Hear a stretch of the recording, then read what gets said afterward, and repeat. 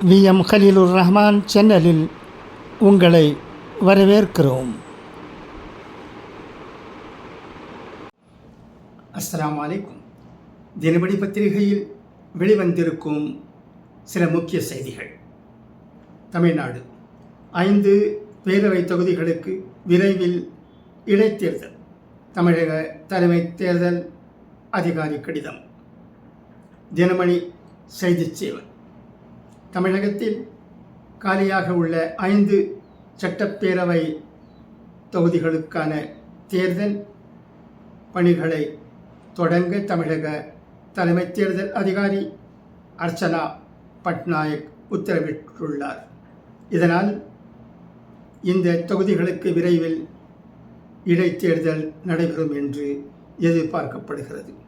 இந்த தேர்தலில் 5 தொகுதிகளிலும் வெற்றி பெற்று எம்எல்ஏக்களின் எண்ணிக்கையை அதிகரிக்க வேண்டும் என்ற முனைப்பில் தவேகாவும், ஆளும் அரசுக்கு எதிராக வெற்றி பெற்றாக வேண்டும் என்ற முனைப்பில் திமுகவும் அதிமுகவும் உள்ளதால் இந்த இடைத்தேர்தல் பெரும் எதிர்பார்ப்பை ஏற்படுத்தியுள்ளது. தமிழகத்தில் நடந்து முடிந்த சட்டப்பேரவை தேர்தலில் தவேகா 108 இடங்களில் வெற்றி பெற்று தனிப்பெரும் கட்சியாக உருவெடுத்தது.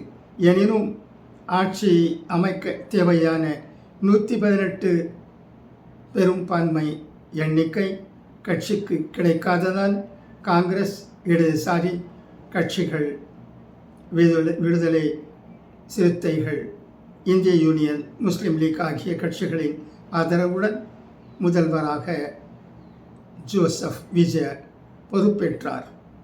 பெரம்பூர், திருச்சி கிழக்கு ஆகிய 2 தொகுதிகளிலும் ஜோசப் விஜய் போட்டியிட்டு வெற்றி பெற்றிருந்ததால் திருச்சி கிழக்கு தொகுதி எம்எல்ஏ பதவியை அவர் ராஜினாமா செய்தார்.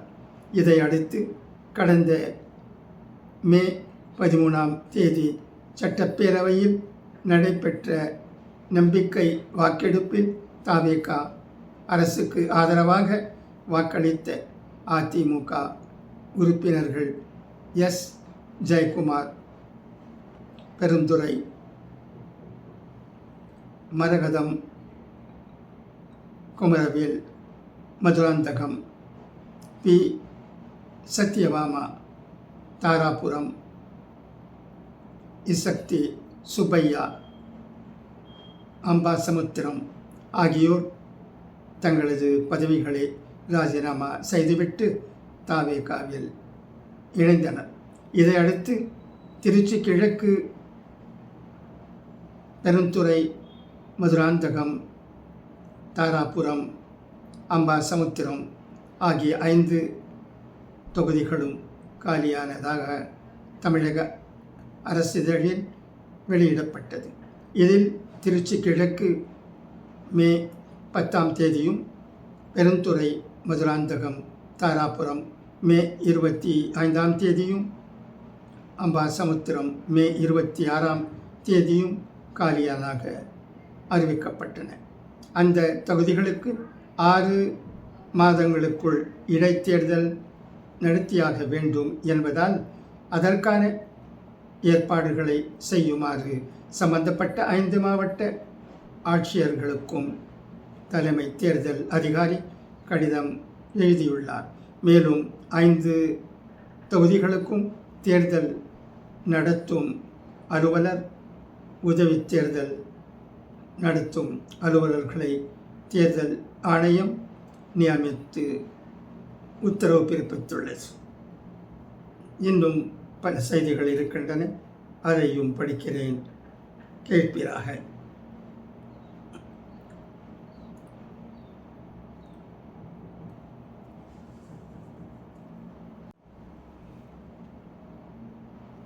செய்திகள். உலகக்கோப்பை கால்பந்து இன்று தொடக்கம். வரலாற்றில் மிகப்பெரிய போட்டி.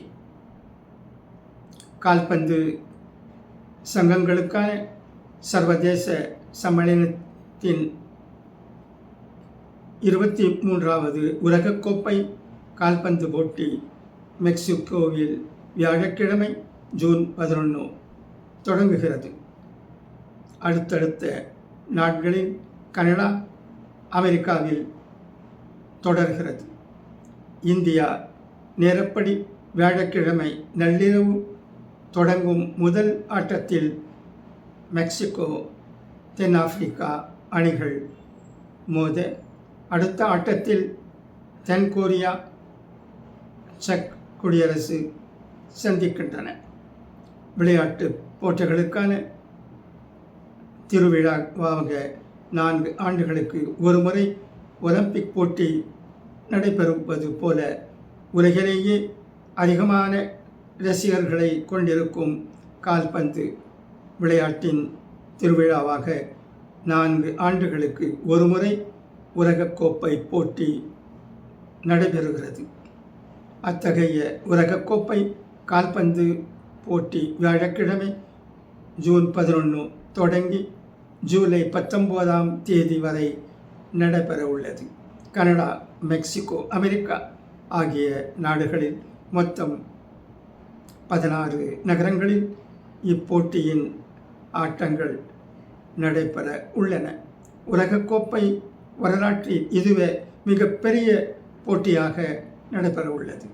போட்டியின் வரலாற்றிலேயே முதல் முறையாக 48 அணிகள் பங்கேற்பதும் 3 நாடுகளில் போட்டி நடத்தப்படுவதுமே இந்த உலகக்கோப்பை போட்டியின் பிரதான சிறப்புகளாகும். அத்துடன் ரவுண்ட் ஆஃப் 32 என்ற புதிய சுற்று சேர்க்கப்பட்டுள்ளது. நடப்பு சாம்பியன் அர்ஜென்டினா, அதிக முறை சாம்பியனான பிரேசில் ஆகியவற்றுடன் ஜெர்மனி, இத்தாலி உள்பட பல பிரபலமான அணிகள் இந்த முறையும் களம் காண்கின்றன. அது தவிர கேப் வெர்டே, கியூராகோ, ஜோர்டன், உஸ்பெகிஸ்தான் ஆகிய 4 அணிகள் முதல் முறையாக உலகக்கோப்பை போட்டிக்கு தகுதி பெற்றுள்ளன. போட்டி நடைபெறும் 3 நாடுகளிலும் அங்கு விளையாடப்படும் முதல் ஆட்டத்துக்கு முன்பாக கோலாகல கலை நிகழ்ச்சிகளுக்கும் ஏற்பாடு செய்யப்பட்டுள்ளன. செய்திகள் தொடர்கின்றன, கேளுங்கள். உலகம் மத்திய கிழக்கில் மீண்டும் வெடித்த மோதல். தினமணி செய்திச் சேவை. ஹோர்மூஸ் நீரிணை பகுதியில் அமெரிக்க இராணுவத்தின் ஹெலிகாப்டர் ஈரான் புரோனுடன் மோதி விபத்துக்குள்ளானதற்கு பிறகு பதிலடியாக அமெரிக்கா தாக்குதல்களை முன்னெடுத்ததால் வளைகுடா பகுதியில் மீண்டும் மோதல் வெடித்துள்ளது. கடந்த 2 மாதங்களாக நீடித்து வந்த தற்காலிக போர் நிறுத்த ஒப்பந்தம் இந்த வாரத்தில் 2வது முறையாக சோதிக்கப்பட்டுள்ளது. கடந்த திங்கட்கிழமை ஈரான், இஸ்ரேல் நாடுகள் பரஸ்பரம் தாக்கிக் கொண்டன. பின்னர் அமெரிக்க அதிபர் டொனால்ட் ட்ரம்பின் வலியுறுத்தலில் இருதரப்பும் தற்காலிகமாக மோதலை கைவிட்டன. இந்நிலையில் ஹோர்மூஸ் நீரிணை பகுதியில் அமெரிக்க இராணுவத்தின் தாக்குதல், ஹெலிகாப்டர் ஈரான் ட்ரோனுடன் மோதி விபத்துக்குள்ளான சம்பவத்தை தொடர்ந்து மீண்டும் மோதல் வெடித்துள்ளது. விபத்தில் சிக்கிய ஹெலிகாப்டரில் இருந்த 2 வீரர்கள் ஆளில்லா படகு மூலம் காயமின்றி மீட்கப்பட்டாலும் ஈரான் தான் திட்டமிட்டு அமெரிக்கா ஹெலிகாப்டரை வீழ்த்தியது என்று அதிபர் ட்ரம்ப் குற்றம் சாட்டினார். இதையடுத்து ஈரானில் புதன்கிழமை அதிகாலை அமெரிக்கா வான்வழி தாக்குதல்களை நடத்தியது. தொடர்ந்து பிராந்தியத்தில் அமெரிக்கா தளங்க அமைந்த ஜோர்டன், குவைத், பஹ்ரைன் ஆகிய வளைகுடா நாடுகளை நோக்கி ஈரான் ஏவுகணைகளை ஏவியது. இத்திடீர் தாக்குதல்கள் மத்திய கிழக்கு போர் சூழலை முடிவுக்கு கொண்டு வர மேற்கொள்ளப்பட்டு வந்த அமைதி பேச்சுவார்த்தைகளை கிட்டத்தட்ட முடக்கியுள்ளன. தாக்குதலுக்கு கண்டனம் தெரிவித்த ஈரான் கூறுகையில், அமெரிக்காவின் நடவடிக்கை எங்களின் இறையாண்மையை மீறும் செயல், மேலும் தற்காப்புக்காக பதிலடி கொடுக்கும் உரிமை ஈரானுக்கு உள்ளது. போர் நிறுத்த பேச்சுவார்த்தைகள் குறித்து மீண்டும் மறு பரிசீலிக்கப்படும் என்று குறிப்பிட்டது. அதே நேரம் உடன்பாடு எட்டப்படாமல் தாமதமடைவதற்கு ஈரான் தான் காரணம் என்று குற்றம் சாட்டிய ட்ரம்ப், அமைதி ஒப்பந்தத்தை எட்ட ஈரான் நீண்ட காலம் எடுத்துக்கொண்டது, இப்போது அவர்கள் அதற்கான விலையை செலுத்த வேண்டும் என எச்சரித்தார். வெள்ளை மாளிகையில் இந்தியர்களிடம் பேசிய அதிபர் ட்ரம்ப், ஈரான் நாட்டிலிருந்து அமெரிக்கா தொடர்ந்து கச்சா எண்ணெயை எடுத்து வருவதாக அதிர்ச்சிகர தகவலை வெளியிட்டார்.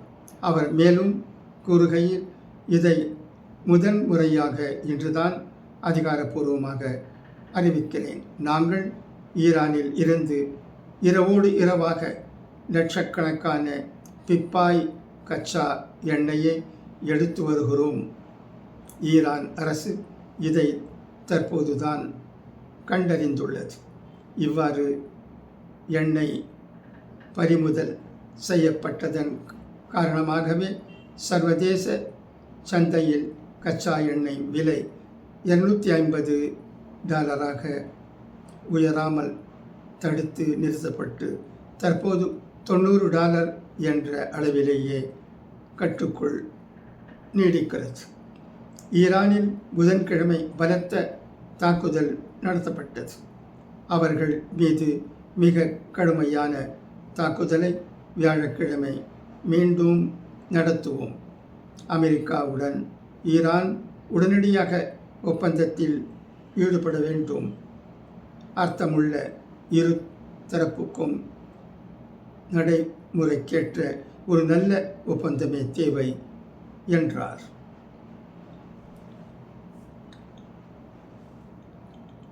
நன்றி.